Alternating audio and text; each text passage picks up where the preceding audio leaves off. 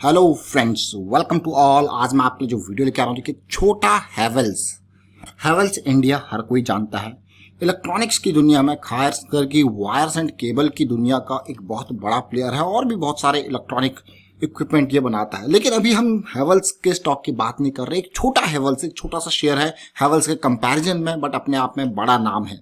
Television में regular basis पर आप एडवर्टीजमेंट देखते होंगे। क्वालिटी शेयर, वैल्यू शेयर जरूर कहूंगा मैं, लेकिन आज Q1 के नतीजे आए हैं। उन नतीजों में क्या क्वालिटी वैल्यू दिख रही है, उन सारी बातों पे फोकस करते हैं इस वीडियो में। और आगे बढ़ने से पहले मैं आपको बता दूं, अगर आपने अपने चैनल को सब्सक्राइब नहीं किया तो जल्दी से सब्सक्राइब कर ले, बेल आइकन को प्रेस कर ले, जिससे आपको नोटिफिकेशन आती रहेगी। और टेक्निकल एनालिसिस सीखने के लिए आप मेंबरशिप ज्वाइन कर सकते हो, ज्वाइन बटन पर क्लिक करके। हैवेल्स इंडिया 37,000 करोड़ का मार्केट कैपिटलाइजेशन, जबरदस्त शेयर ये है। लेकिन wires, FMEG, fast moving electrical good, चाहे वायर्स हो या फिर बहुत सारे इलेक्ट्रिकल अप्लायंसेज हैवेल्स के आने लग गए हैं। लेकिन अभी जिस शेयर की हम बात कर रहे हैं वो इसका कॉम्पिटिटर, खास करके केबल्स एंड वायर सेगमेंट में, वो है पॉलीकैब इंडिया। कुछ टाइम पहले IPO आया था, आपने देखा था किस तरीके से जबरदस्त ये शेयर है। और 12,000 करोड़ का मार्केट कैपिटलाइजेशन, छोटा शेयर जरूर है लेकिन वैल्यू है, क्वालिटी है। और 850 के आसपास का प्राइस आपको देखने को मिल रहा है। डेट ना के बराबर है। PG रेशियो बहुत जबरदस्त, पी रेशियो बहुत जबरदस्त। अगर हैवेल्स और इसका पी रेशियो आप कंपेयर करोगे तो आप कहोगे कहाँ हैवेल्स हर 8 रुपए पे 1 रुपए कमा के आपको दे रहा है और पॉलीकैब आपको 17 रुपए पे 1 रुपए कमा के दे रहा है। सेल्स ग्रोथ 17% का, प्रॉफिट ग्रोथ 47% का और 68% की प्रमोटर होल्डिंग। जो फंडामेंटल्स है वो बहुत ही स्ट्रांग आपको देखने को मिल रहे होंगे। देखिए पॉलीकैब के प्रॉफिटेबिलिटी देखिए बहुत ही जबरदस्त। लेकिन इस बार जो नतीजे आए हैं उनके ऊपर फोकस करते हैं। नतीजे आज की डेट में ही पॉलीकैब का रिजल्ट आया है और ये रिजल्ट जो है वो जैसा मैं देख पा रहा हूँ यहाँ टाइम के हिसाब से अगर मैं देखूं तो मुझे ये 6 बजे के आसपास ये नतीजे, 5-6 बजे के आसपास ये नतीजे आपके सामने आए हैं।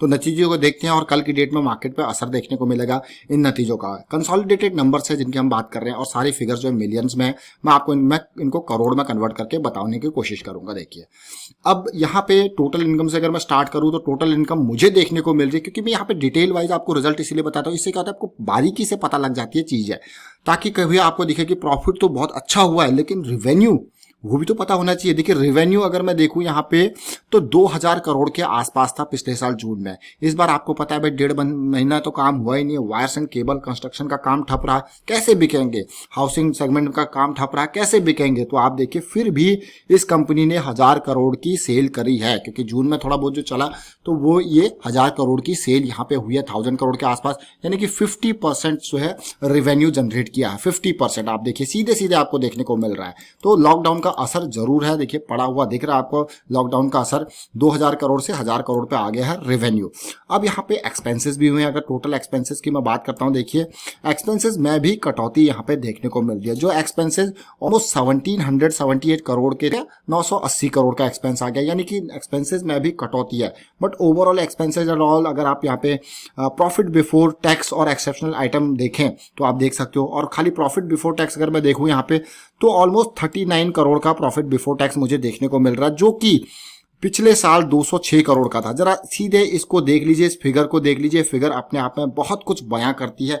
लॉकडाउन में कैसे कंपनियों की हालत हुई है वो बयां करती है। देखिए 206 करोड़ से प्रॉफिट बिफोर टैक्स आ जाता है मात्र 39 करोड़। जरा सोचिए कितनी बड़ी गिरावट यहाँ पे प्रॉफिट में हुई है। मतलब काम नहीं हुआ तो कैसा असर पड़ा है।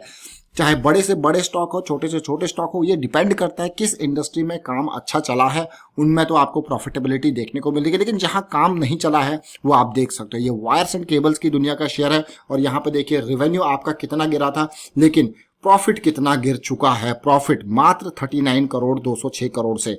अब आपने ये प्रॉफिट बिफोर टैक्स है, लेकिन ये प्रॉफिट हमको आफ्टर टैक्स देखना है, उसके ऊपर फोकस करता है। देखिए पैट जिसको हम कहते हैं।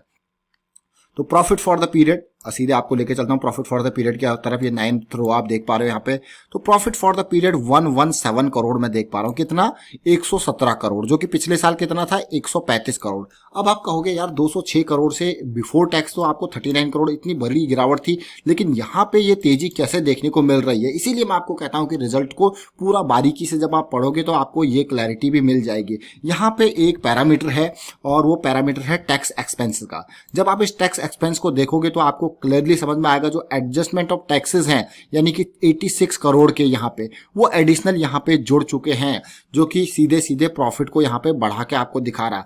पहले कितना था, पिछले साल ये मात्र 1 करोड़ भी नहीं था, लेकिन इस बार 86 करोड़ का, इसीलिए आपको प्रॉफिट 39 करोड़ से जुड़ के सीधे 117 करोड़ देखने को मिल रहा है। जरा सोचिए, कोई कहेगा यार प्रॉफिट में तो ज्यादा गिरावट आई नहीं है, लेकिन क्यों नहीं आई है? इस टैक्स की वजह से, जो अर्लियर टैक्स पीरियड का जो टैक्स है वो एडजस्टमेंट उसके हुआ है, उसकी वजह से यहाँ पे आपको प्रॉफिट देखने को मिल रहा है। चलिए, बट सीधे सीधे असर, इसीलिए मैंने आपको पहले प्रॉफिट बिफोर टैक्स पे फोकस करवाया, ताकि आप चीजों को समझ पाए, रिलेट कर पाए।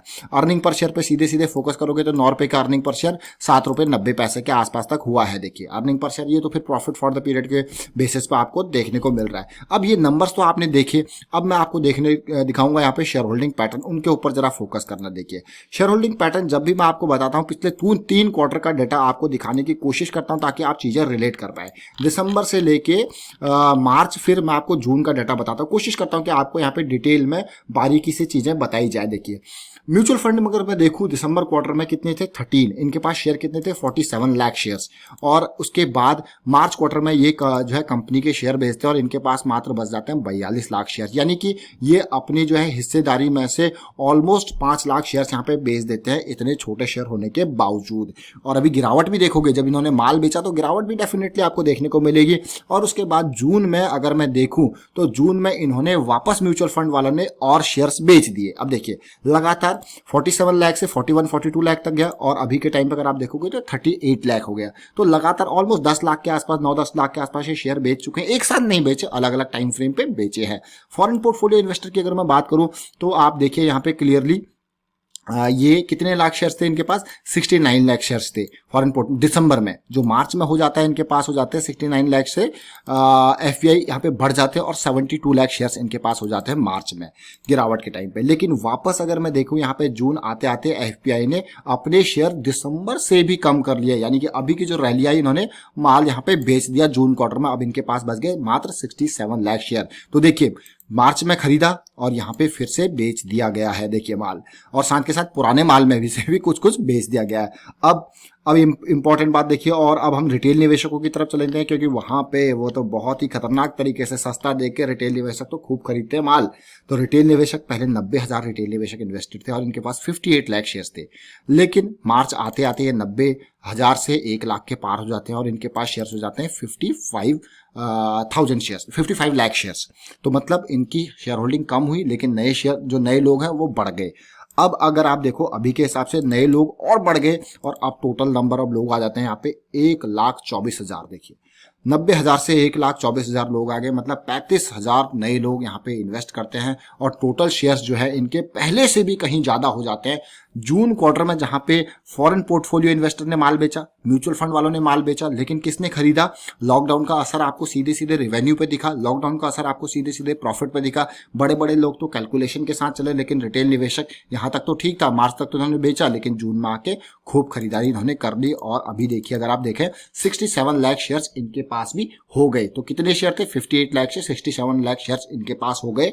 अब देख लीजिए आप क्लियरली, नए लोग आए, खरीदते गए। और अब मैं आपको इनके टेक्निकल एनालिसिस पे लेके जाता हूं, जहां पे हम थोड़ा सा बारीकी से समझेंगे चीजों को। देखिए टेक्निकल एनालिसिस पॉलीकैब का देखते हैं। पॉलीकैब, ये देखिए, और टेक्निकल एनालिसिस की जब भी हम बात करते हैं तो एंड टू एंड बेसिस पे समझाने की कोशिश करता हूं मैं, ताकि आप चीजों को रिलेट कर पाए बारीकी से।